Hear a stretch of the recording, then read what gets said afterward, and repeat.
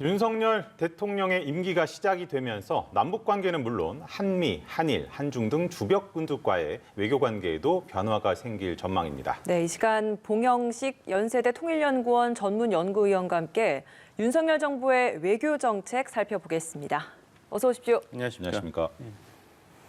네, 오늘 윤석열 대통령 취임식이 열렸습니다. 새 정부가 이렇게 5년의 임기를 가지고 시작하게 됐는데요. 오늘 외교안보와 관련된 많은 희망과 기대들이 있을 것 같아서 하나하나 짚어보겠습니다. 먼저 취임식에 참석한 인물들의 면면을 보면서도 앞으로의 기대를 좀 전망해 볼 수 있을 것 같아서요. 미국에서 참석한 카멜라 해리스 부통령의 남편, 고위급 인사 중에 한 명이라서 어떤 의미라고 해석하고 계십니까? 예, 더글라스 에머프 해리스 미 부통령의 부군이 이제 미국 정부를 대표해서 취임식에 참석했습니다. 네. 이제 공식적인 이제 직무를 수행하는 분은 아니라서 이제 굉장히 상징성에 주안점을 두었다 이렇게 볼 수가 있겠습니다. 예를 들어서 박근혜 대통령 취임식에는 당시 백악관 국가안보보좌관, 네. 우리나라 정부 직책으로 하면은 장관급에 해당하겠죠. 톰 더닐런 백악관 보좌관이 왔는데 이번에는 그런 이제 공식 직함이 있는 분이 아니라 더글라스 에머프 부통령 부군이 참석을 해서 바이든 행정부에 이제 축하 메시지를 전달했는데 여기서 주목해야 될 나라가 이제 또 세 나라가 있습니다. 이제 첫 번째가 러시아입니다. 박근혜 대통령 취임식 때는 이제 빅토르 이사야프 부총리 네. 그리고 부총리자 극동개발부 장관이 참석을 했는데 이번에는 이제 대사급으로 참석의 수준이 낮아졌습니다. 이것은 아무래도 러시아의 우크라이나 침공에 대해서 우리나라가 항의하는 뜻으로 국제 연대를 통해서 이제 대러시아 경제 제재에 참석한 데에 대한 어떤 항의의 표시가 아닌가 이렇게 해석해 볼 수가 있고 예. 또 중국의 입장에서는 상당히 공을 들인 것 같아요. 역대 최고 그 높은 지위를 가지고 있는 왕치산 그 넘버 2라고 할 수 있죠. 시진핑 정부에서 왕치산 중국 국가 부주석이 이제 중국을 대표해서 취임식에 참석을 했습니다. 이것은 중국 측에서 앞으로 윤석열 한국 정부와 중국 간에 여러 가지 안보, 외교 또 경제 문제에 있어서 마찰이 있지 않을까 하는 우려가 있기 때문에 이 기회에 선제적으로 한국 정부가 어떻게 생산적이고 호혜적인 그런 관계를 유지할 수 있을 거야. 그럴 의사가 시민 정부는 있다는 메시지를 전달하려는 그런 의사의 표시로 보입니다. 박근혜 대통령 취임식 때는 당시에 유엔동 공산당 정치국원이 참석했죠. 그거에 비하면 왕치산 부주석이 참석했다는 것은 시진핑 정부가 의식적으로 어떤 긍정적이고 강한 메시지를 윤석열 정부에 보낸다는 것으로 저희가 볼 수 있습니다. 제가 자꾸 박근혜 정부만 이야기하는 것은 문재인 정부는 당시 탄핵 정국이었을 때 바로 취임식 없이 업무를 시작했기 약식으로 때문에 했었죠. 그렇죠. 근데 일본은 이제 외무상이 참석을 했습니다. 하야시 요시마사 외무상이 참석을 해서 또 기시다 총리의 친서를 전달했는데요. 일각에서는 지난번에 이제 정진석 국회 부위원장이 이제 정책협의단을 끌고 일본을 방문했을 때 그 성과가 좋았거든요. 일본 측에서도 미국에 파견했던 윤석열 당시 대통령 당시인의 정책협의단은 당시 이제 외교장관으로 확정이 되지 않은 박진 의원이 그 수장이었습니다. 네. 그래서 차관복급의 미팅으로 끝났는데 중국의 정책협의단을 파견한 것도 아니고 중국을 건너뛰고 미국 다음에 정책협의단을 일본에 보냈거든요. 그러니까 일본 기시다 내각에서 이런 윤석열 정부의 어떤 성의 표시에 주목을 했던 것이죠. 그리고 당시 정책협의단의 수장도 장관급 이상 국회 부의장, 정진석 부의장이 이끌었기 때문에 기시다 내각에서도 여러 가지 의견이 있었습니다만 이렇게 한국의 새 정부가 손을 내밀었을 때 적극적으로 잡아야 된다. 이런 의견이 있었다고 합니다. 그래서 기시다 총리도 면담을 하였고 외무상뿐만 아니라 기시다 내각과 외교 노선이 약간 다른 아베 전 총리도 면담을 했지 않습니까? 네. 그래서 거기에 대한 이제 성의에 보답하는 뜻에서 하야시 요시마사 외무상이 기시다 총리의 친서를 들고 이번에 취임식에 참석했다. 이 말은 앞으로 양 정부가 기회가 되면은 그 1998년 김대중 오부치 선언의 정신과 원칙에 입각한 한일 관계의 복원에 주력할 것으로 보입니다. 하지만 이제 정치적인 일정이 있죠. 한국은 6월 1일 지방선거가 있기 때문에 지방선거에서 윤석열 대통령의 당 국민의힘이 긍정적인 결과를 얻는다면은 정책 추동력을 확보할 것이지만 만약에 선거에 패배한다면은 아무래도 일본과의 관계 개선에는 속도가 늦어질 것입니다. 마찬가지로 기시다 내각의 자민당도 7월에 참의원 선거가 있기 때문에 거기서 승리를 해야만 기시다 내각도 좀 자율성을 가지고 국내 보수 세력의 반대와 비판을 넘어서는 어떤 적극적인 행보를 한국의 윤석열 정부와 모색할 수 있을 것입니다. 말씀을 해주셨습니다만 그 미국에서 이제 세컨드 젠틀맨이라고 하잖아요. 해리스 부통령의 남편이 참석을 했다라는 부분에서 뭔가 딱딱한 외교 관계라기보다는 친교적 느낌이랄까요? 이런 부분으로 많이 좀 읽혔는데 이 그에 좀 상응해서 중국에서 이제 급을 많이 높여서 보냈다 이렇게 좀 읽어도 되겠습니까? 그렇습니다. 이제 두 가지가 다 얽혀 있는데요. 그 조 바이든 행정부는 이제 중산층을 대변하는 겸손하고 이제 소위 블루 칼러라 그러죠. 미국의 평범한 시민, 그렇지만 자랑스러운 시민을 대표하는 정권이 되겠다 이런 이야기를 했기 때문에 영부인 질 바이든 여사도 학교에서 가르치는 교직을 그만두지 않으면서 동시에 영부인직도 수행하겠다 이렇게 했지 않습니까? 예. 그런 태도가 이번에 이제 취임식에 누구를 파견하는가에 큰 영향을 미친 것으로 보이고 반대로 중국 입장에서는 사실 윤석열 정부가 출범을 하면 대북 정책도 아무래도 강경 기조를 띨 것이고 또 한미 동맹의 복원과 업그레이드에 힘쓸 것이기 때문에 그 여파로 한국과 중국과의 관계는 어려워지지 않을까 이런 우려가 중국에서도 있고 한국에서도 있었던 것이 사실입니다. 네. 그래서 이 문제가 커지기 전에 이제 시진핑 정부는 선제적으로 한국 정부와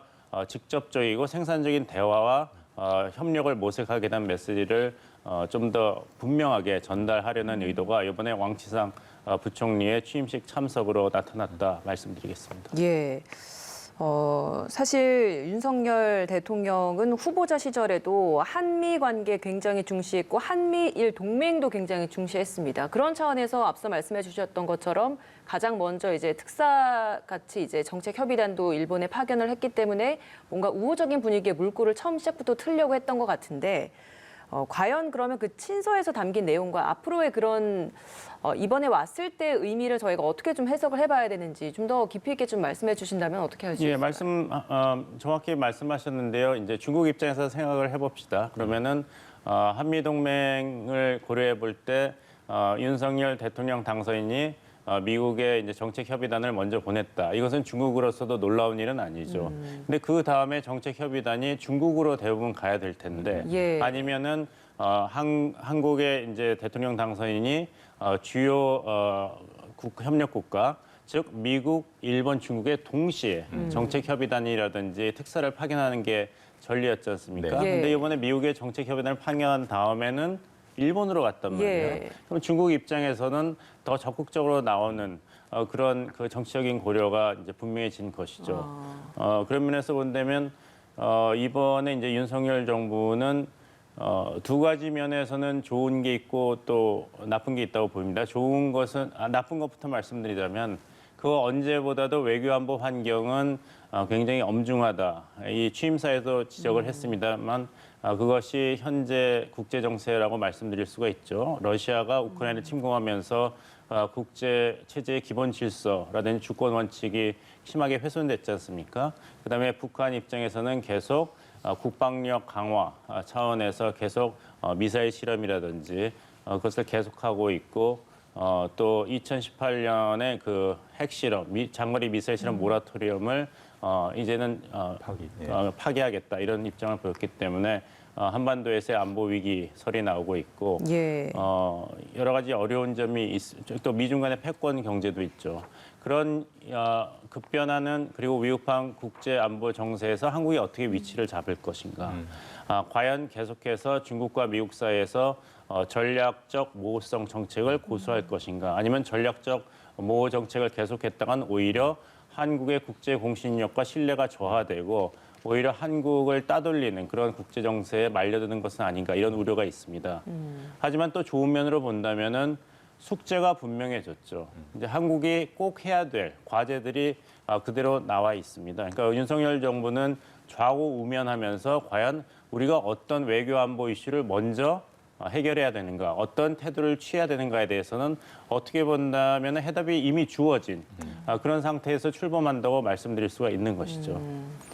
뭐 사실 윤석열 대통령이 후보 시절에도 실용 외교라는 부분을 상당히 강조를 한 바가 있었고 그러다 보니까 이제 취임 첫날부터 상당히 이제 윤석열 정부의 외교력이 시험대에 올랐다 좀 이렇게 좀 볼 수가 있을 것 같은데 이게 저는 좀 개인적으로 좀 궁금한 거는 이제 열흘 뒤면은 한미 정상회담이 열리지 않습니까? 사실 바이든 대통령이 윤석열 대통령이 당선되자마자 먼저 요청을 해서 몇 시간 뒤에 이제 역대에서 최단기로 이제 통화를 하기도 전화 했고 통화를 했죠. 또 열흘 만에 이제 열흘 되면 이제 또 최단계 또 이제 와서 직접 하는 이런 한미 정상회담 이게 계속 말씀을 해주셨습니다. 한미 동맹이라는 것이 더욱더 강화되는 모습으로 갈 것이다라는 것에서 저희가 거기서 전략적으로 좀 이득이라고 해야 할까요? 어떤 식으로 좀 끌고 가거나 이렇게 해야 될 부분이 있다면 어떤 부분이 있을까요? 그 백악관에서는 이제 일본의 쿼드 정상회담 24일에 있을 그 회담에 참석하기 전에 바이든 미국 대통령이 한국에 들리는 거 가지고 해석에 대한 그 설명을 요구했을 때 너무 지나치는 해석을 할 필요가 없다 이렇게 선을 긋는 자세를 보였습니다. 네. 그리고 제가 생각하더라도 그 일정이 한국을 먼저 들린 다음에 쿼드 그 일본 정상회의에 참석하는 것이 더 맞기 때문에 그렇게 일정이 잡힌 것 같은데요. 그 좀 너무 앞서가지 않는 것이 중요한 것 같습니다. 비록 이 윤석열 대통령이 대선 기간 동안에 당선이 된다면 한국의 쿼드 그리고 국제안보연합체에 적극적으로 참여하겠다 이런 입장을 밝힌 것은 사실입니다. 하지만 동시에 이제 윤석열 당시 후보가 이야기한 것은 실용주의였지 않습니까? 네. 말씀하신 네. 대로. 그리고 이번에 청와대에서 발표한 제20대 정부의 국정 운영 원칙을 보면은 110대 국정 과제와 521개 실천 과제가 있는데 네 가지 원칙이 있습니다. 국익, 실용, 공정, 상식이 네. 있는데 그렇다면 국익과 실용에 입각한 외교안보 정책을 추구한다면 거기 국정 운영 원칙 자료에 나온 질문은 무엇이냐면 무엇이 국민을 이롭게 하는 것인가? 무엇이 국민을 이롭게 하는 것인가? 또 공정과 상식을 이야기하면서 이념이나 포지션이 아닌 국민의 상식에 걸맞는 정책을 취하겠다고 이야기했습니다. 그렇다면 이것에 비추어 봤을 때 한미동맹을 어떻게 발전시킬 것인가? 또 한국이 쿼드를 비롯한 국제안보협력체에 어떤 입장을 취할 것인가에 대한 저희가 예상을 해볼 수가 있는 것이죠. 그냥 한국의 국격이 성장했기 때문에 모든 그 국제연합체에 다 참여한다. 이런 입장 가지고는 과연 공정과 상식을 기대하고 있는 국민의 눈높이에 맞는 외교안보 정책이 될 것인가. 여기에는 많은 의문점이 있는 것이거든요.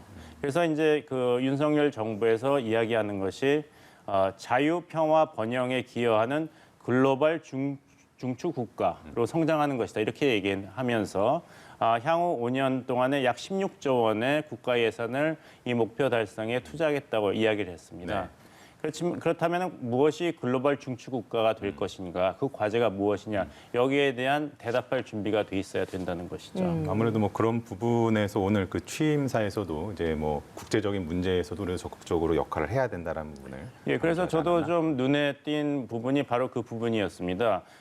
처음서부터 이런 말씀을 하셨죠. 취임사에서 저는 이 나라를 자유민주주의와 시장경제 체제를 기반으로 국민이 진정한 주인이 되는 나라로 재건하겠다.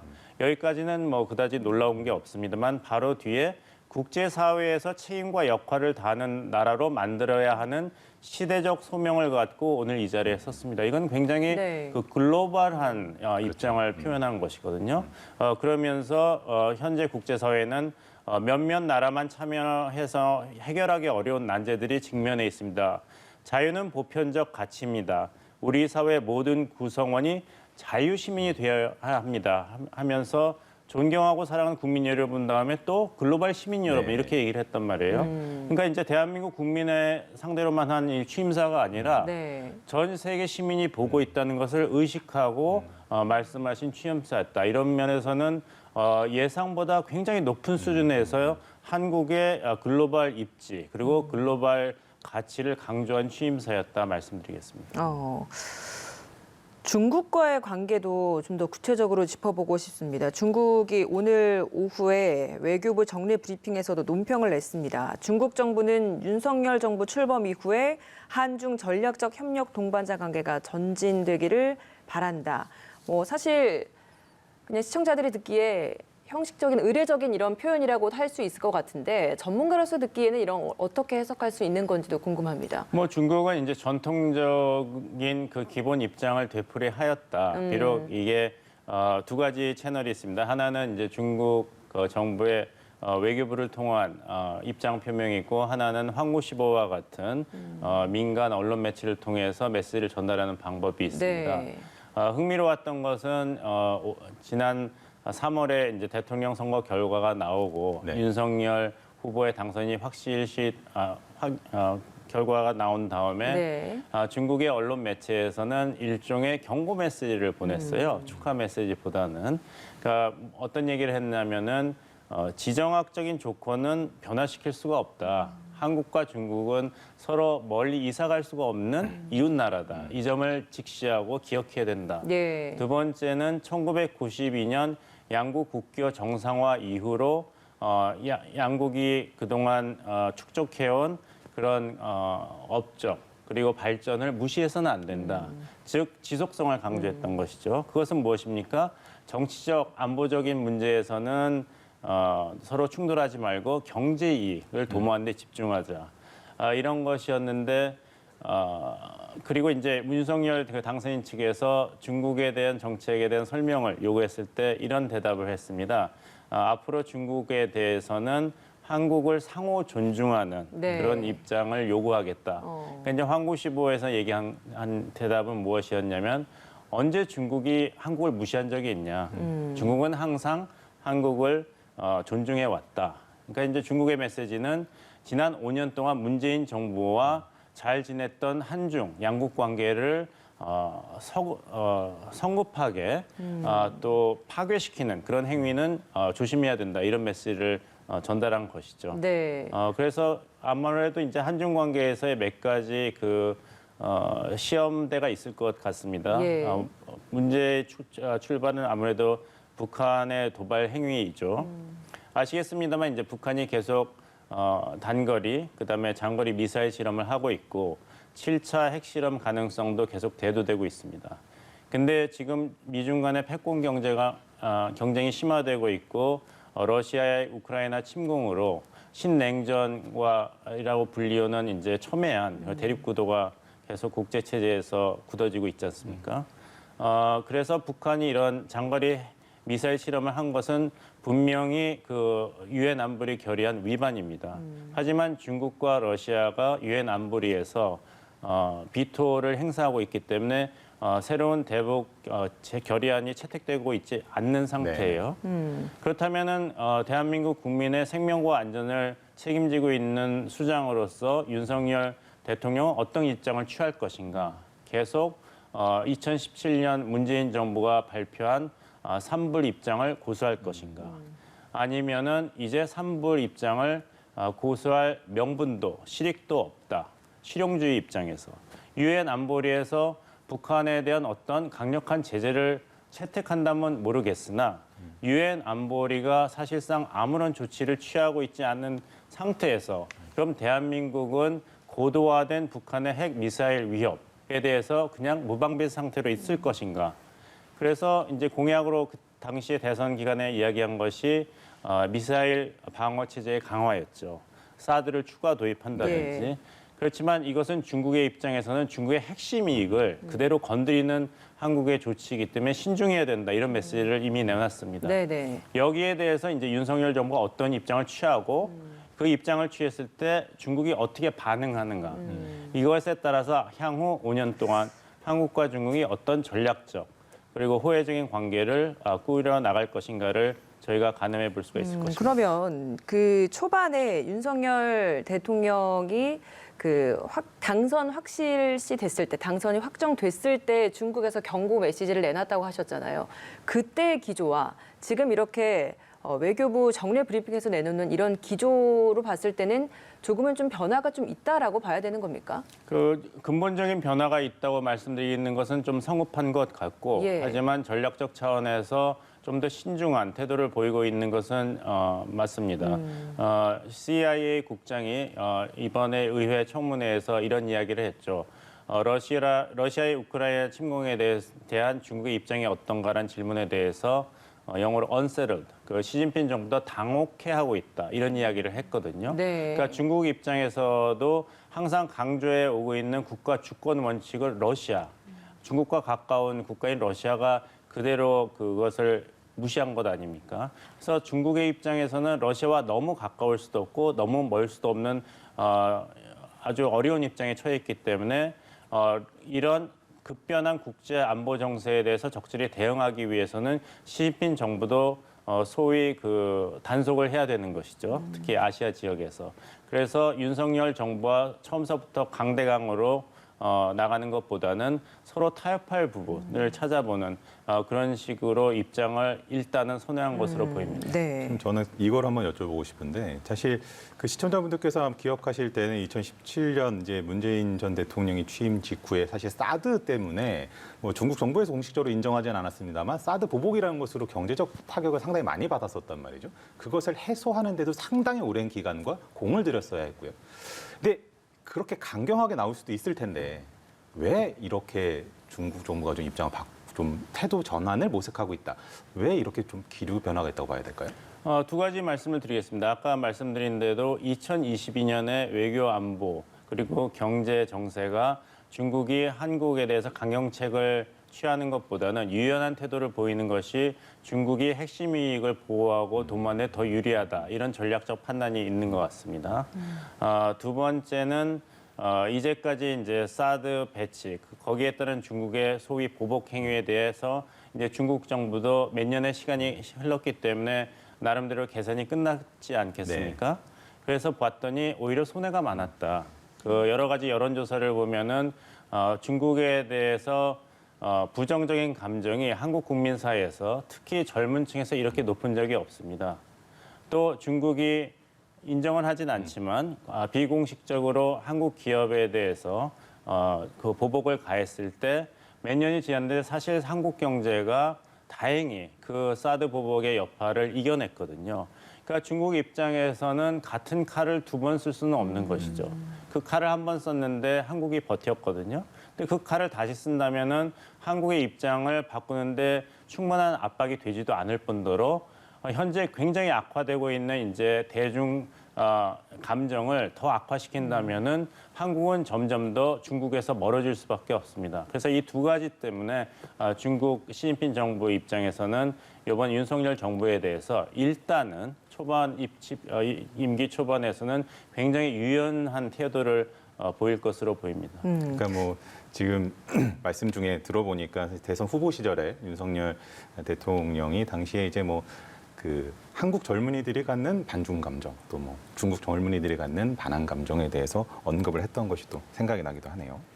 윤석열 대통령이 그 후보 시절에 사드 추가 배치나 뭐 쿼드 참여 이런 부분을 언급했는데 인수위에서 이 공약이 주요 과제에서 다 빠졌잖아요. 그러면 보시기에는 앞으로 이게 추가적으로 다시 또 시작될 언급이 될 가능성도 열려 있다고 보십니까? 예, 그렇습니다. 이제 국민 여론은 2017년부터 우리나라는 중국에 대해서 중국의 입장을 충분히 고려하는 정책을 취해왔다. 2017년부터 유지해온 삼불 입장도 그중에 하나죠. 그러면 그동안 중국이 우리에게 어떤 태도를 보이고 얼마나 성의를 보였는가 이런 질문을 이제 국민들이 하기 시작하는 것이죠. 2017년부터 우리는 중국에 대해서 공정한 대우를 했다. 우리가 비록 북한의 핵 위협, 미사일 위협에 놓여 있었지만 그 대가로 중국 시진핑 정부가 2017년부터 지금까지 해준 것이 무엇이냐.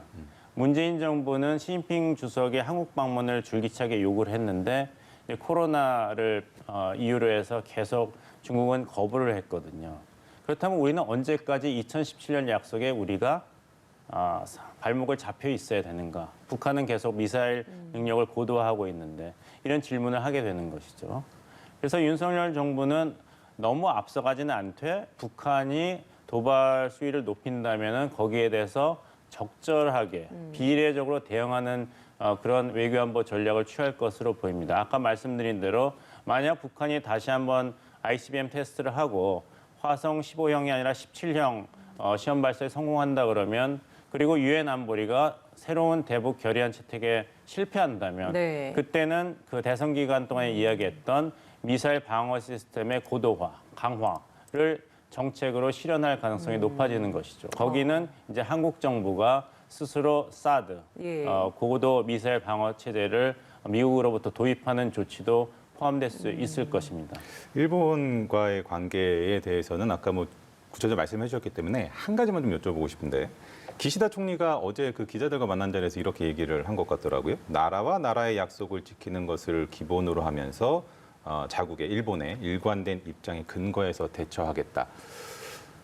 처음에 사실은 기시다 총리가 직접 올 수도 있다라는 관측도 있었고 그런데 사실은 지금 뭐 이제 외무상을 보내고 이렇게 좀 이런 메시지를 동시에 또 내고 윤석열 정부에 주는 메시지일 텐데 이건 또 어떻게 읽어야 될까요? 이제 비단 기시다 내각뿐만 아니라 아베 내각, 네. 그다음에 스가 내각에서도 일본의 입장은 계속 그 일관성이 있었습니다. 1965년도 체제를 무너뜨려서는 안 된다. 2018년 강제노동 승소 판결에 대해서는 한국 정부가 책임을 지고 해결을 해야 된다. 그리고 2015년 일본군 성노예 문제도 양국이 최종적이고 불가역적으로 해결했다 그랬던 그 외교장관의 공동 성명을 다시 살려라. 그렇지 않으면은 정상회담을 포함해서 모든 외교 관계에 일본은 관심이 없다. 이런 입장을 고수해 왔죠. 그래서 여기서 제가 주목하는 것은 지난번 윤석열 당선인 측에서 일본에 보낸 정책협의단에서 기시다 총리와 만났을 때뿐만 아니라 한국에 대해서 강경책을 썼던 아베 전 총리와의 만남에서도 그 강제징용 소송 배상 문제 그리고 일본군 성노예 그 합의 문제에 대해서 한국 정부는 해결의 의지가 있다는 메시지를 명확하게 전달했습니다. 그것은 이전 문재인 정부의 입장과는 굉장히 다른 입장인 것이죠. 그렇죠. 문재인 정부 입장은 사법부의 판결을 존중한다는 선에서 끝났지 그렇다면 사법부의 판결을 존중하는 행정부가 어떤 후속 조치를 취할 것이냐에 대해서는 고위급 회담을 통해서 논의해보자. 이 선에서 계속 머물렀고 네. 아베 내각과 스가 내각에서는 그것으로는 안 된다. 그냥 만나면은 다 허심탄회하게 논의되고 해결될 수 있겠다는 그런 전제에서는 정상회담엔 관심이 없다는 입장을 고수했거든요. 근데 이번에 당선인 측에서 논의될 수 있다는 입장을 이렇게 명백하게 밝혔다는 것은 굉장히 그 한일 관계 개선에 확실한 의지가 있다는 그 메시지가 전달된 것입니다. 그렇게 된다면 또 국내 여론도 사실 의식하지 않을 수 없는 그래서 제가 거잖아요. 말씀드린 것은 6월 1일 지방선거 예. 결과가 나오기 전 그리고 지방선거 결과가 윤석열 정부에 힘을 실어주는 방향으로 나오지 않는다면 그런 의미에서 의지는 네. 있지만 한일 관계 개선은 앞으로도 상당한 시간을 기다려야겠죠. 마지막으로 이제 남북 관계 전망을 해볼 텐데요. 우선 윤 대통령이 취임사에서 어떤 내용을 관련해서 했는지 들어보고 오도록 하겠습니다. 저는 한반도뿐 아니라 아시아와 세계의 평화를 위협하는 북한의 핵개발에 대해서도 그 평화적 해결을 위해 대화의 문을 열어놓겠습니다. 그리고 북한이 핵개발을 중단하고 실질적인 비핵화로 전환한다면 국제사회와 협력하여 북한 경제와 북한 주민의 삶을 획기적으로 개선할 수 있는 담대한 계획을 준비하겠습니다. 북한의 비핵화는 한반도에 지속 가능한 평화를 가져올 뿐 아니라 아시아와 전 세계의 평화와 번영에도 크게 기여할 것입니다. 네, 오늘 취임식에서 윤석열 대통령이 우리 국제사회 그리고 북한에 대한 언급을 한 부분 함께 듣고 오셨습니다. 어떤 부분 눈여겨 들으셨습니까? 그 이명박 정부 때 비핵 개혁개방 3천 이 비전을 되풀이한 것이 아닌가 이런 점에서는 좀 아쉬운 점이 많다 이런 개인적인 의견을 말씀드리겠습니다. 왜냐하면은 이명박 정부 때 북한이 어떤 남북 그 대화에 적극적으로 나서지 않은 것은 북한이 핵과 미사일을 개발하는 이유는 경제적인 이익이 중요해서가 아닙니다. 그것은 국가의 생존 그리고 정권 보위, 정통성 확보 그리고 국가 정체성에 관련된 그런 일이거든요. 그러니까 북한 헌법을 본다면 북한은 핵 무력 국가입니다. 근데 그 북한 정권이 핵을 포기한다면 북한은 더 이상 북한으로 살아날 수가 없는 것이죠. 그런 북한에 대해서 핵무기를 내려놓는다면 우리가 북한을 개혁 개방의 길로 안내를 해서 그다음에 경제적 지원을 해서 1인당 GDP가 3,000불에 가는 데까지 공동 번영으로 도와주겠다고 한다면 북한 입장에서는 그것이 핵무기 미사일 개발의 주요 목적이 아닌데 그가 이 엉뚱한 인센티브를 주는 것이죠. 북한 입장에서는 경제 개발을 하기 위해서 핵무기를 개발하는 게 아니거든요. 네. 그러니까 이제 북한이 관심을 가질 수 있는 어떤 유도를 줘야 되는데 거기에 대해서는 이번 윤석열 그 대통령 취임식에서도 북한의 핵 보유와 개발을 너무 경제적인 측면에서만 보고 있는 것이 아닌가 이런 그 아쉬움이 좀 있었습니다. 사실 뭐 그러면은 문재인 그 전 대통령 같은 경우에는 체제 보장이라든지 이런 메시지를 그때 쾌로브 연설 때나 이렇게 던지기도 했었는데 그런 부분들은 좀 이어져야 된다고 보시나요? 근데 사회자님께서 만약에 북한의 이제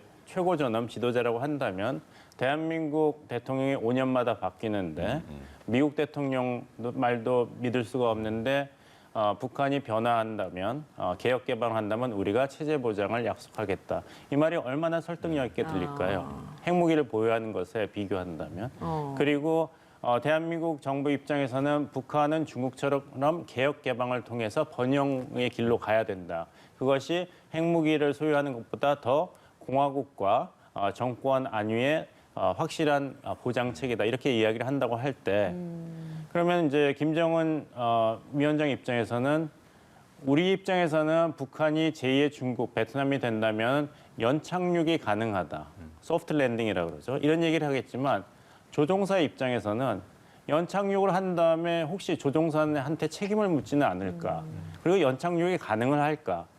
제3자 입장에서는 연착륙일지 몰라도 그 비행기를 조종한 사람 입장에서는 비행기가 지금 떨어졌는데 파괴됐는데 그다음에 나의 미래는 어떻게 될 것인가. 얼마나 불확실하겠습니까.